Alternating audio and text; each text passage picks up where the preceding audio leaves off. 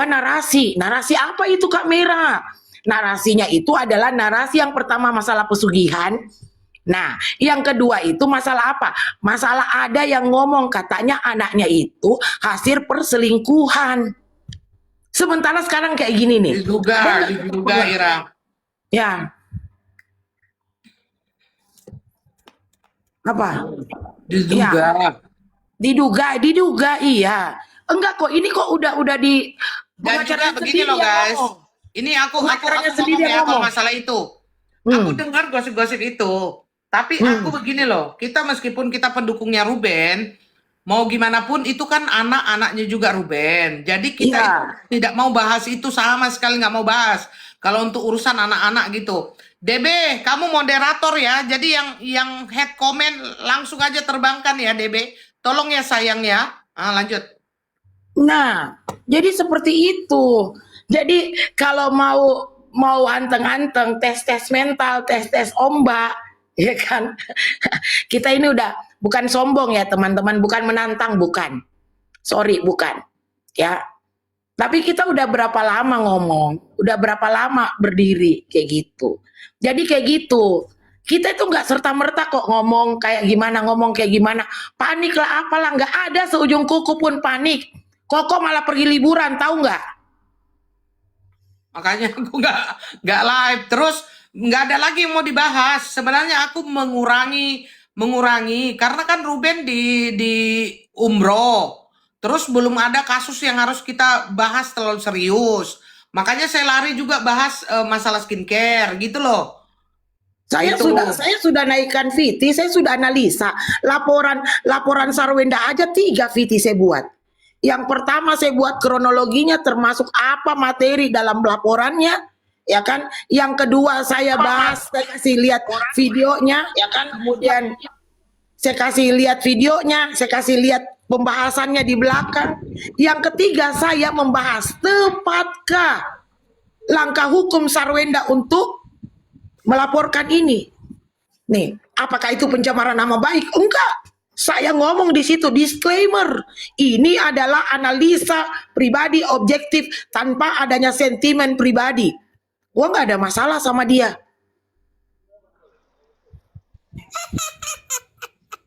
Iya. Berarti. Dan itu gua membandingkan antara kehidupan normal dengan kehidupan Sarwenda saat ini. Apakah Kak Mira mengatakan kehidupannya Sarwenda nggak normal? Bukan. Kondisinya memang lagi nggak normal. Kenapa? Karena ada kasusnya.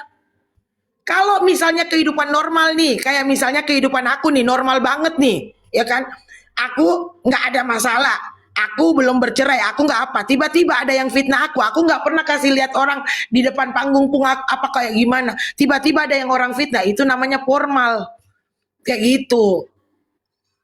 Sedikit kok ya, aku membahas nih kok, supaya ini kalau misalnya dalam kehidupan yang formal, yang normal, ya kan, maka apa yang dilakukan oleh Sarwenda itu tepat. Tepat. Dia laporkan, dia tanpa somasi, ya, dia mengatakan ini untuk anaknya, kan, supaya apa? Supaya bukti nggak ini, ya.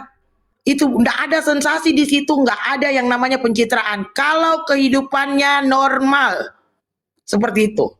Sementara kalau kita lihat dari kasusnya ini telah kehidupannya Sarwenda, yang pertama yang saya temukan adalah adanya kontradiksi antara ya ketidakselarasan yang nyata. Di satu sisi dia menggunakan narasi melindungi anak sebagai alasan untuk melaporkan netizen ke polisi, tapi di sisi lain dia melakukan live streaming bersama pacarnya yang dinilai sangat vulgar serta melontarkan kata-kata kasar, adalah kata-kata binatang, adalah cong, adalah apa yang itu bisa diakses di ruang digital termasuk anak-anak.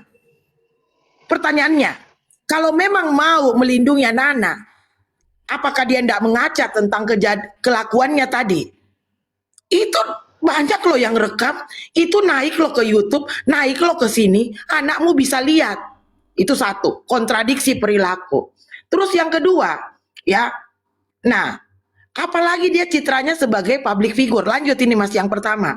Jadi ada namanya aspek keteladanan. Apa yang kita lakukan itu yang kita perbuat.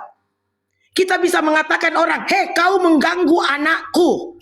Tapi kita tidak bisa berkaca, berintrospeksi pada diri kita sendiri. Ternyata aku lebih parah kepada anak-anakku. Kayak gitu. Ya kan? Nah yang kedua, adanya hukum sebab akibat. Netizen itu merespon apa yang disajikan. Ada namanya pancingan emosi digital. Kan? Lemes memang. Kenapa? Nggak suka keluar. Ya kan?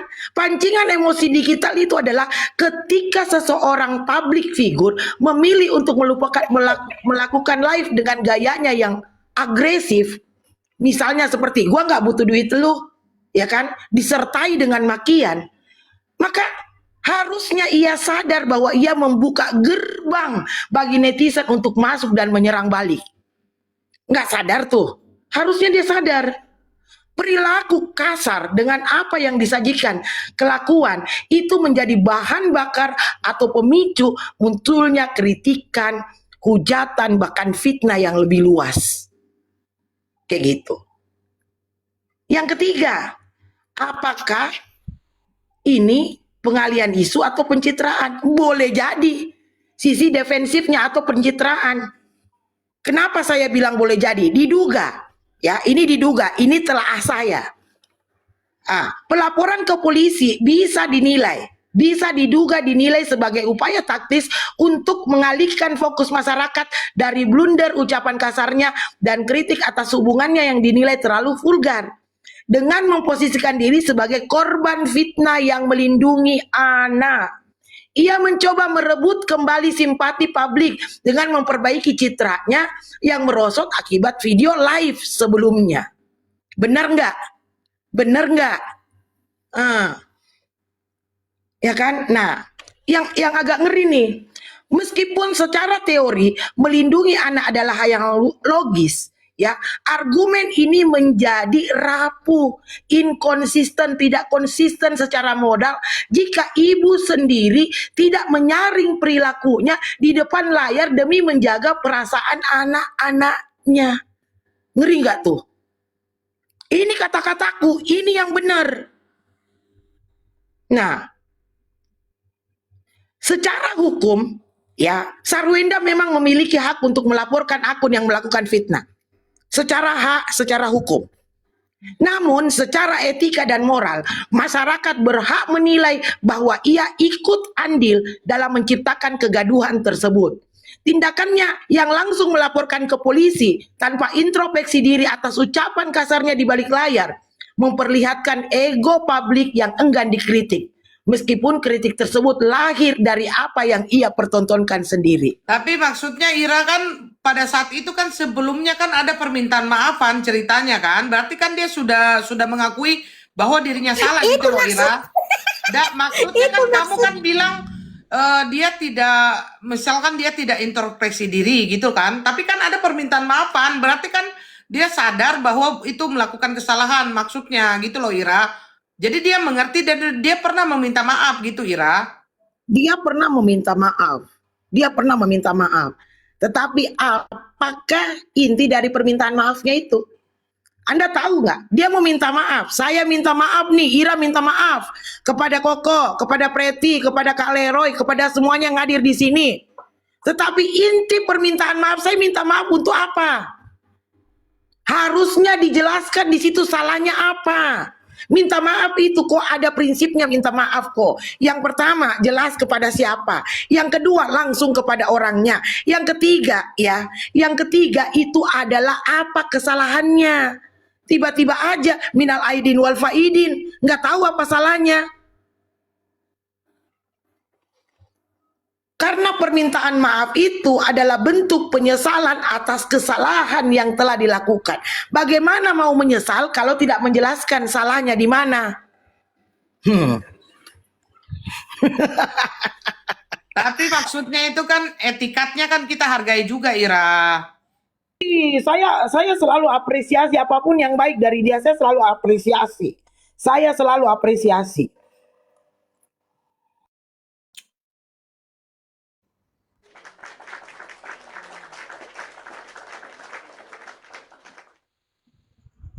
Oke, masih ada Ira? Aku rasa cukup. Saya mau minum dulu. Oke, Leroy silakan. Narasinya yang sopan dan santun Leroy sayang ya. Ayo silakan Leroy. Leroy, Ya, bentar. Bisa dengar nggak? bisa. Bisa.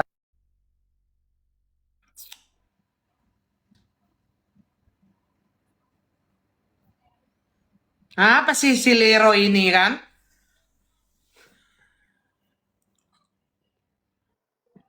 Oke, oke. Apa si Leroy ini ya? Mungkin dia lagi manjat cari ini, cari apa namanya jaringan kali. Ya udah. Bisa dengar nggak? Bisa dengar nggak? Bisa, Bisa dengar? Ya, bisa. oke. Kan udah dilaporkan. Kan tadi aku udah nampak video dari ahli lawyernya si Ruben. Udah dilaporkan ke KPAI itu 22 Juni itu. Jadi udah diteruskan. Yang diutamakan adalah pengasuhan anak untuk tidak merusak psikologis anak-anak si Ruben. Itu aja sih, ya kan? Kenapa susah banget gitu? Kenapa susah banget, ya kan? Nggak usah susah-susah. Lagipun si CEO itu, aduh, ya Allah ya Tuhanku, udah aku cek loh, satu Singapura loh, aku udah cek profilnya di Singapura. Nggak ada toko, jangan cekap 2000 toko, satu toko pun nggak ada di Singapura Udah, itu. Leroy, udah. Sabar, sabar. Oke, Preti, silakan Preti. Sabar, Leroy. Ayo, Leroy. Preti, silakan.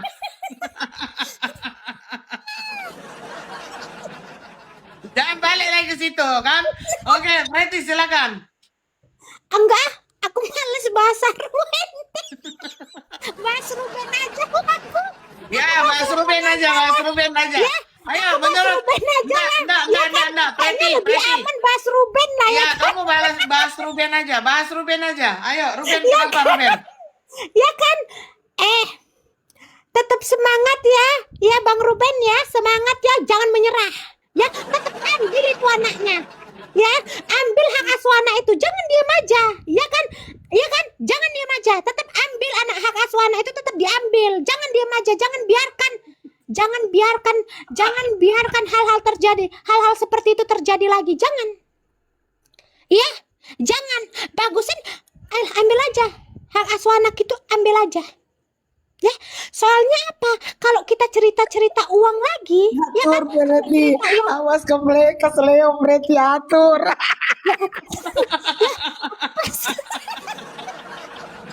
Udah, kau bahas Ruben aja. Anggap Ruben di depan matamu gitu, Ruben aja. Ruben kenapa? Ruben gitu. Kalau kamu ada duit, kamu kasih Preti aja, boleh ngomong begitu aja. Enggak kayak gitu juga lah. Ruben, Bang aku mau Ruben. jadi istrimu selanjutnya, boleh? Boleh. Iya, ini aku cerita sedikit ya, semalam Bang Ruben nggak tahu kepleset atau apa, nengok aku di beranda dia. Jadi dia nengok di beranda, nengokin aku di tempatnya Ratu Kritik, ya kan, dia kepleset. Muncul itu, terbang-terbang dia muncul.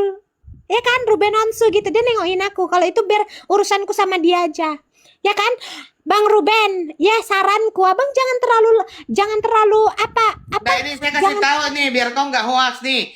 Ini aku kasih lihat kalian ya, biar nggak tegang-tegang kali ya. Ini kan Preti kan. Nah, kalian lihat Preti nih. Lihat kan, kalian lihat ini. Lihat. Sama kan profilnya sama ya. Dia ditonton sama siapa, guys? Nah, Ruben. Ya. Ini biar nggak hoax ini. Nah, ini Preti jadi toh. guys, jadi guys, aku sekarang udah takut loh mau bahas si Sarwenda. Aku takut karena berapa hari ini aku tidur ada ular di kasur.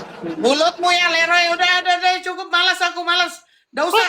Leroy, kau enak di luar negeri, kami ini dalam negeri bahaya. Udah. Enggak, jadi kita nggak usah kritisi lah ya, kita nggak usah kritisi. Mau jadi apa kayak kita tidak usah dikritisi gitu. Boleh ngomong nggak ini? Ngomongin Ruben aja, Ruben.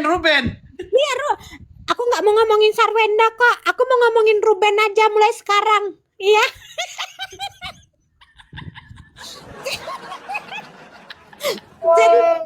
Jadi Bang Ruben, ya Bang Ruben tetap semangat. Abang jangan mau kalah, ya kan? Abang laki-laki, harus kuat. Mental abang harus kuat.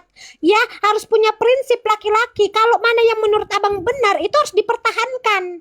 Ya, ya kan? Demi apa? Demi anak-anak abang. Kalau udah ditengok-tengok udah nggak pala benar-benar kali, ya kan? Udah agak-agak mereng-mereng sikit ini. Ambil hak asuh itu terus. Ya, aku dukung itu. Ya Bang ya, aku dukung itu. Makasih. Udah gak usah banyak-banyak lah. Ya, udah mau episode terakhir ini kan? Udah mau episode Oh terakhir tidak, ini kan? ini Gak usah kan banyak-banyak bilang lah. hak asuh anak. Hari ini Bang Minola bilang hari ini sah sudah deal hak asuh anak itu mau digugat katanya. Ya udah 22 hari bulan Juni udah didaftarkan. Sudah didaftarkan. Iya. Jadi Jadi, kita udah bahas begini jadi- aja. Ya, jadi aku mau bahas tentang Oma Ruben. Oma Ruben lah. Tersinggung. Aku sebagai calon istrinya Ruben, aku tersinggung. Jangan kau panggil dia Oma. Ya, dia abang capek-capek. Aku manggil dia abang, tiba-tiba kau manggil dia Oma. Aku tersinggung. Ya, aku sebagai calon istrinya aku tersinggung. Larat lagi tuh, Larat. Panggil dia abang. Jangan Gue Oma. bilang Leroy Larat gitu biar sampai ke sepelincut lidahmu. Leroy Larat. Ah. Ya, jangan kau panggil dia Oma sembarangan kau Oma. Anak udah 3 kok Oma kau. Hati-hati kau. Oke. Pretty. Ira Pretty. siapkan gini ya. Siapkan gini untuk hak asuh anak ya, hak asuh anak gitu. Secara hukumnya aku ada gimana? pertanyaan. Aku ada pertanyaan dulu untuk Koko Hero. Hari ini aku ada nampak berseliuran di TikTokku. Ada 4 orang yang dilaporkan. Jadi saya sudah tahu arah-arah kau Leroy. Jadi begini, apapun itu kita hargai saja. Kalau memang ada kita jalani. Ini tanya-tanya Koko aja. Tetapi permasalahannya begini, kalau belum ada dari pihak mana-mana, itu kuanggap itu adalah hoax, ya, hoax. Jadi itu saya nggak tahu lah. Tapi saya tidak tegur juga itu orangnya. Karena apa namanya bahasanya kalau dia beranggapan begitu ya sudah. Tapi dari kami ini kami belum tahu siapa-siapa aja. Jadi maksudnya kok dia lebih tahu gitu loh, hah? Enggak usah ketegur. Nanti aku tegur orangnya, aku kasih 1.000 Singapore dollar untuknya. Untuk Kalau dolar kok jangan kasih dia, kasih saya lah.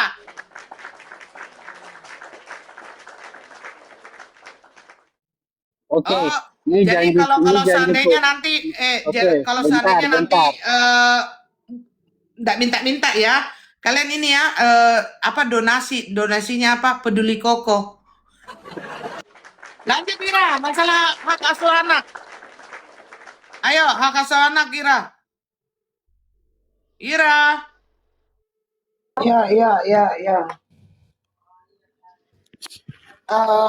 Aku nggak mau dulu membahas hak asuh anak. Aku belum selesai dengan yang tadi. Aku mau lanjut lagi. Lanjut Ira. Lanjut Orang Ira. malas kok masih lanjut, bateraimu alkalin kayaknya Ira ya. Tidak, Lanjut Ira. saya ingin menyampaikan hal kepada Sarwenda. Semoga pendukungnya Sarwenda, Ibu Sarwenda sendiri bisa melihatnya. Ya, karena ini intinya. Makanya saya belum mau ini. Ya, sekarang kalau misalnya saya melihat tindakannya Ibu Sarwenda yang melaporkan langsung akun itu tanpa adanya langkah-langkah yang biasanya kita lihat public figure lakukan. Apakah itu benar? Ini analisa saya. Yang pertama, ya. Yang pertama, jika ia langsung melaporkan ke polisi, sementara ia sendiri yang sering berkata kasar di saat live, publik akan melihatnya sebagai sosok yang anti kritik dan merasa dirinya paling benar. Ini analisa saya. Kalau saya salah, ya kan? Merah, kamu siapa atur-atur orang? Oh, kamu siapa? Tegur-tegur aku. Berani ya. Maira aja Berani nggak ya. tahu diri dia siapa. Nggak usah kau tanya-tanya dia siapa. Ya, tanya kau.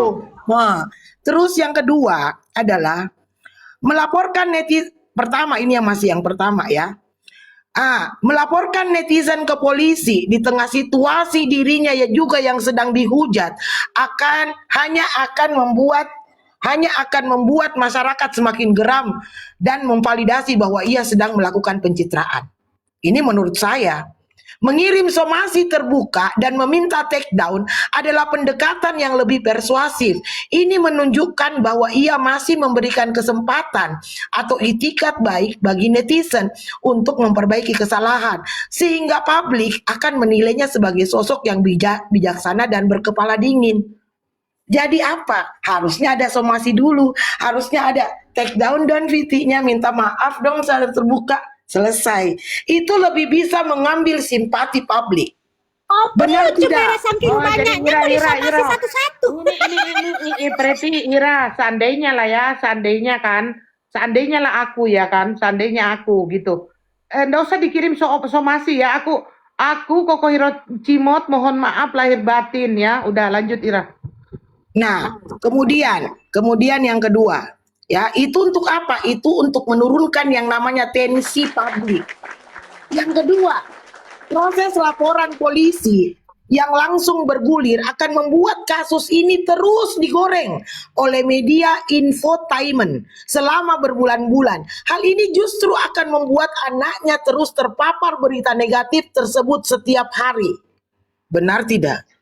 Dengan seperti begini tambah digoreng, tambah orang bicarakan. Juga Ira, maaf Dan justru ya. ini maaf, Bu, Ira. anaknya ikut terpapar terus. Ira maaf dari awal Tunggu, kita biarlah menyuarakan. aku ngomong dulu. Selesaikanlah dulu. Pelupa. Jadi begini, masalahnya Selesaikanlah kan dulu. begini. Kau pun lupa, saya aku pun lupa. lupa. Maksudnya Ini ada kita dalam kan- otakku. Kau tidak, kau catat. Kalau saya nggak mencatat saya, kita aja yang Aku berantem catat berdua lah. ini. Kita aja yang berantem kan? berdua. Nah, maksudnya begini, dari awal-awal kan kita menyuarakan Ira. Seandainya dia mendengarkan suara-suara hati kita itu ya, meskipun terlihat nyaring gitu kan, udah kasihin ke Ruben, anaknya, waktunya. Coba dia mendengarkan nggak sampai ke pengadilan ini. Lanjut Ira.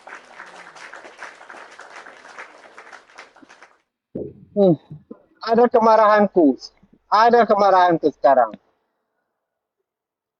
Apalagi si Leroy. Udah mute Leroy ah. Gak usah kau marah-marah. Ayo lanjut Ira. Aku ulangin lah ya. Aku ulangin. Ulangin lagi. Biar nge-fresh lagi otakku lo. Ya udah ulangin. Nah, aku ulangin lagi ya. Proses laporan polisi yang langsung bergulir itu akan membuat kasus ini terus-menerus diliput oleh yang namanya infotainment, wartawan-wartawan, berita-berita, ya kan? Nah, kalau itu dilakukan, itu akan diliput terus selama berbulan-bulan. Hal ini justru apa? Justru nggak kasihan sama anaknya. Kenapa?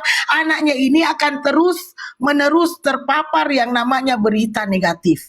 Katanya sayang anak, tetapi apa yang dilakukannya justru nanti akan berdampak pada anaknya. Dengan meminta video di take down melalui somasi, konten fitnah tersebut akan langsung hilang dari peredaran ya dalam waktu 1x24 jam. Ini adalah sebenarnya langkah yang paling instan, paling bagus, paling efektif kalau tujuannya benar-benar mau melindungi psikologi anaknya agar tidak melihat konten itu lagi. Benar tidak? Kalau kau bilang kau melindungi anakmu, kau tidak mau anakmu terpapar berita-berita itu, justru kau harus hilangkan dulu itu berita. Karena Bukan kalau kau tambah angka. kalau somasi Sudah, terbuka kau dia bicara lebih Ruben. luas. Sudah Kalau kau bicara sama si- Ruben aja, Preti. Tunggu Udah kau dulu, bicara Ruben belum aja. Udah, selesai. dah. Kau bicara Ruben aja. Kau jadi Preti yang gede. Tunggu dulu, aku belum selesai ini. Jangan duluan Iya, Ira. nah, close, ku bilang kan, aku sarankan padamu ya, Sarwenda, aku sarankan padamu. Prinsip hukum yang ideal yaitu menjadikan hukum pidana sebagai upaya terakhir. Itu upaya terakhir. Semua pengacara, hakim, jaksa, ada yang bisa bantah aku punya ngomongan sekarang. Kalau hukum pidana, hukum perdata itu adalah langkah terakhir. Semua, apalagi KUHAP yang baru, itu mengedepankan yang namanya pembicaraan perdamaian. Seperti itu. Jika klarifikasi sudah dibuat, somasi sudah ditayangkan, kemudian permintaan maaf sudah diminta, ya kan? Namun pemilik akun tetap menolak, barulah Anda bisa melapor polisi. Itu lebih bijak. Ya kan? Kalau ini dilakukan, maka masyarakat akan sepenuhnya membela Sarwenda karena apa? Ia memberikan kesempatan kepada si pelaku yang berniat jahat. Akan kelihatan itu. Mencari simpati, sekarang kau waktunya mencari simpati. Ya? Ya, ini terakhir. Ini terakhir. Akhirnya Ya. terakhir, Preti. Kita dengarkan Ya. ya.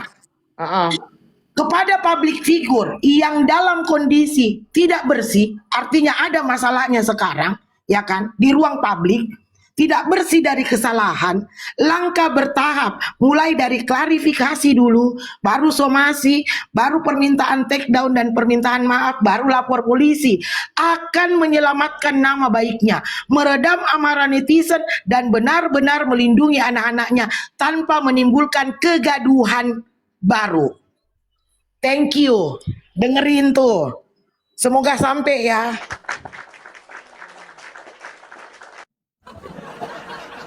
Nah, sekarang Preti, bahas Ruben aja, Pret. Jadi gini loh Bang Ruben. Bang Ruben, jadi gini loh Bang Ruben. Kami kan mau dilaporkan ya kan. Nggak tahu juga entah namaku adanya salah satunya situ ya kan Bang. Bang, kau Nggak tolong ada, aku nggak dulu ya ada, Bang nggak ada. Ruben. Gak ada. Lah, kau polisinya rupanya kau. Kau rupanya nerima laporannya kan enggak kan? Bukan kau, Ngomong jangan kau nggak bikin orang ada. tenang. Nggak perlu kau bikin orang tenang. Yang di bawah was-was juga itu. Kayak si Sari, ya, kayak si Jaya. Agak deg-degan juga tuh si Tiara. Deg-degan ya. Katanya yang tapping-tapping juga loh weh. Betul. Hati-hati loh. Akun loh ini yang dilaporkan. Hati-hati loh kalian. Ada gini guys, bukti screenshotan itu berarti yang typing ya. Kalian juga was-was ya. Bagusan Tapi kalian cocok tidur nih, bagusan tetap ya. kalian emot ketawa aja ya. Apapun yang terjadi kasih komentar emot jangan ketawa. cuma suruh dia emot-emot. Nanti kayak di sebelah, salah lagi nanti aku kan. Jangan emot-emot, aku trauma. Selama kita menyampaikan pendapat kita dengan baik, dengan elegan, tidak ada yang namanya menghujat, nggak usah takut. Ira, Nggak usah takut. saya mau bertanya aku ini ya. Dulu waktu Ahmad Dhani sama Maya rancu nggak pada saat itu? Kau kan Maladewa kan? Rancu nggak? Nggak ada, karena dua-duanya diam, makanya nggak naik itu kasus. Nah, terus ada pelaporan neti, Mpok Neti ini ada nggak pelaporan? Ada nggak? Ada, mereka aja saling lapor. Iya, Iya. iya. Dan mereka melakukannya di balik layar. Itu orang yang keren. Ya, bukan berarti Sarwenda nggak keren. Oh, cepet kali kau larat Ira. Ini cepet kali Ira, liganya cepet sekali Ira. Ikan ini benar. Sekarang kan gini, kalau aku ya berpikir ya kan, kalaupun ada salah satu pendukung kita kan, katakan kita pendukungnya Bang Ruben ya kan? Ya kan? Nah, kalaupun ada salah satu di antara kita yang pendukung-pendukung ini dilaporkan, berarti melaporkan pendukungnya Ruben gitu. Nanti Ruben gak ada yang dukung, gak bisa gitu Bang Ruben. Jadi Bang gini, Ruben, gak bisa guys, gitu. kalian begini ya, kalian pokoknya doakan aku sehat. Kita kan dukung Bang Ruben. Yang dulu, aku sehat ya walafiat, banyak rezekiku. Seandainya ini kalian ya yang tukang ketik-ketik itu ya, kalian dalam keadaan tidak aman ya. Nanti saya kirimkan kalian nasi padang sama rokok ya. Yang merokok saya kirimkan rokok ya sayangnya. Begini teman-teman. Ya. Iya, begitu pun boleh lah Ira kalau udah kayak gini. Kau aja lah yang ngomong. Kenapa ya? Saya mengatakan seperti ini. Saya mengatakan seperti ini. Saya melihat ya dan selalu hadir di sini bersama teman-teman semua. Saya mengatakan adalah room ini adalah room yang paling damai. Kenapa? Begitu ada seseorang yang keseleo, apa langkahnya Koko? Apa langkahnya Koko? Jangan kau, keluar kau, jangan kau, begini kau. Awas, jangan itu yang dicomongkan, awas. Itu apa? Karena Koko sendiri tahu bahwa omongan-omongan itu nggak benar. Koko tidak mau yang namanya menjatuhkan orang-orang yang bicara di sini. Begitu juga kita semua. Kami siap jadi saksi Koko. Kalau misalnya Koko ya kan diproses, kami siap. Kami siap jadi saksi untuk membela Koko. Betul Ira? Ya kan? Kita Nah, saksinya. sekarang tunggu dulu Preti, tunggu dulu sayangku, cintaku padamu negeriku. Sekarang begini teman-teman. Kalau kita ini sudah pegang yang namanya smartphone. Yang pegang smartphone itu adalah smart people. Saya sudah menjelaskan dari tadi di awal. Hanya 3 pihak yang bisa mengeluarkan klarifikasi akun-akun yang dilaporkan. Yaitu Sarwendanya sendiri, penasihat hukumnya Sarwenda, sama kepolisian. Kalau orang-orang lain yang mengatakan itu pun tidak salah, karena itu dugaan mereka. Ya, dugaan mereka. Sampai dengan detik ini tidak ada satupun pihak yang berwenang berkaitan dengan itu mengeluarkan. Bahkan mereka mengatakan kami masih menyembunyikan. Kayak gitu. Nah, kalau ada yang mengatakan hal-hal di luar itu menurut analisa mereka, menurut dugaan mereka, silakan, tidak ada masalah. Tapi Tidak kita ada perlu masalah. Dan wajar sekali, tunggulah Preti kau. Dan wajar sekali kalau namanya Koko itu disebut. Kenapa? Orang paling viral di kasusnya Ruben Onsu itu adalah Koko Hiro Cimot. Setuju nggak kalian? Kata Ira ya, bukan kataku, nanti dikira sombong. Ini kata dunia ini, kata dunia. Iya kan? Siapa konten kreator yang dipanggil sama Indigo, sama apa sih namanya lagi itu Intens, sama siapa? Silet. Cilet, iya kan? Kenapa siapa? Hanya kalian Koko Hiro tunggu, Cimot. Mayres sabar. Yang saya tidak jamin kondisinya, saya tidak naikkan ya, Mayres, maaf. Nah, aku kasih tahu kalian ya. Aku itu kan dipanggil, disilet, di mana, di ini, disilit ya. Semuanya aku dipanggil kan. Aku itu ngomong begini, bagaimana pesan untuk gini. Aku itu kutata bahasaku itu biar tidak ini. Kutata bahasa aku itu. Sampai kata si silet itu kan, ini kayaknya Koko kurang greget, katanya ulang. Iya, karena aku terlalu sopan, guys. Iya, sopan aku ini. Terlalu sopan katanya, kayaknya tidak mengandung apa namanya? Mengandung colekan gitu, kata silet kan. Aku bilang, ya udah ulang. Nah, terus habis itu waktu aku ngomong itulah, aku ngomong beginilah. Akhirnya yang ngomong dikit ya kan, yang apa? Oh iya, kalau aku juga punya, ya kalau memang punya 200 toko ya kita amini saja. Terus aku bilang begini, ya tapi saya juga punya 2.000 toko, tapi 199 itu nyata, hayalan, yang satu yang benar gitu loh.